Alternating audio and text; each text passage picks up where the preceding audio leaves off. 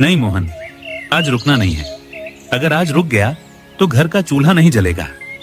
बस थोड़ा और। मोहन कड़ी धूप में तड़के से खेत में अकेला काम कर रहा था। मोहन को काम करता देख गांव का एक आदमी उसके पास आता है। अरे भाई, तुम सुबह से काम कर रहे हो, थकान नहीं हुई क्या? कुछ खा लो, उसके बाद काम कर लेना। नहीं भाई, मुझे खाने में अपना समय बर्बाद नहीं करना है। मुझे बहुत मेहनत करनी है ताकि इस साल मेरी भी फसल देखकर जमींदार खुश हो और मुझे अच्छी जमीन दे दे खेती के लिए। बात तो तुमने सही कही मोहन। तुम गांव में इकलौते हो जिसे बंजर जमीन दी गई है खेती के लिए। तुम पर बहुत तरस आता है, इसलिए आज मैं तुम्हारी मदद करने चला आया। तुम्हारा शुक्रिया मित्र, पर तुम फिक्र मत करो। इस साल फसल उत्सव में लोग मेरी भी फसल खरीदने आएंगे, देखना तुम। इतना बोलकर मोहन खुशी खुशी अपना काम करने लगता है। उसके मन में एक उम्मीद थी कि इस बार वो गांव के फसल उत्सव में, जो हर साल बहुत धूमधाम से मनाई जाती है, में भाग लेकर रहेगा और अपनी एक पहचान बनाएगा।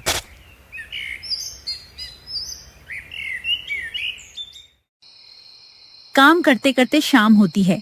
मोहन का सहायक अपने घर जाने लगता है। चलो भाई, शाम हो गई है, अब मैं घर जाता हूँ। मेरे लायक कोई काम हो तो जरूर बताना।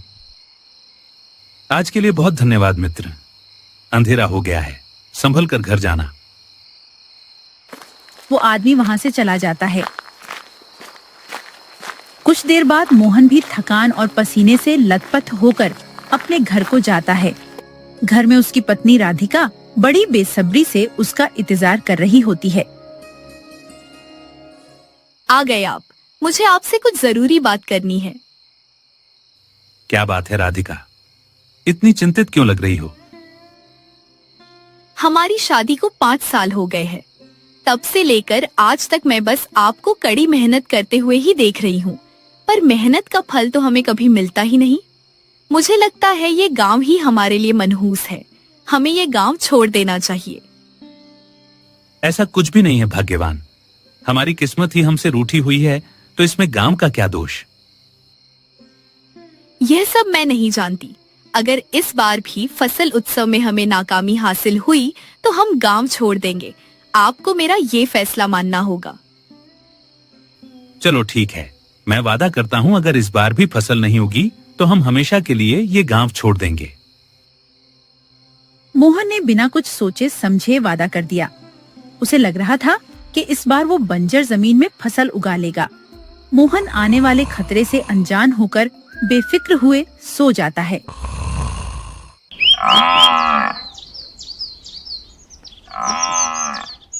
अगली सुबह मोहन खेती करने के लिए घर से निकलने लगता है।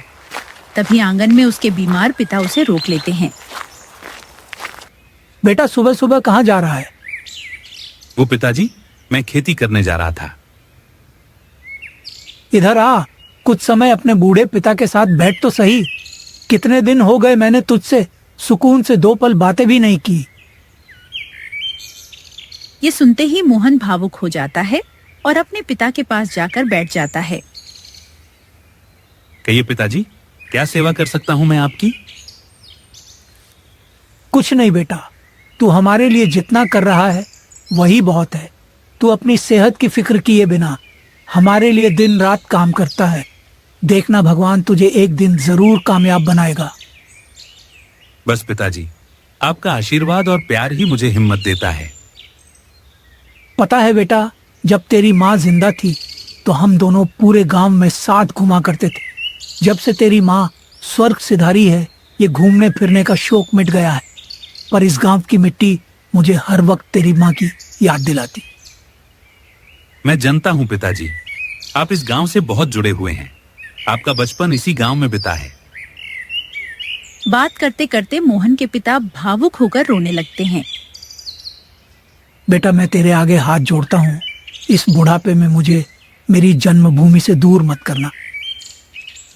नहीं पिताजी, मैं ऐसा कभी नहीं करूंगा। आप अचानक ऐसा क्यों बोल रहे हैं? मैंने कल बहू की बातें सुनी। तू कुछ भी करके अपना काम जमा ले, फसल उत्सव में शामिल हो जा। इस गांव में मुझे तेरी माँ की मौजूदगी महसूस होती है। मैं अपनी आखिरी सांस तक यही रहना चाहता हूँ। सब ठीक हो जाएगा, ऊपर वाले पे भरोसा रखिए। मैं ऐसी नौबत नहीं आने दूंगा। मोहन ने अपने पिता को दिलासा दिया।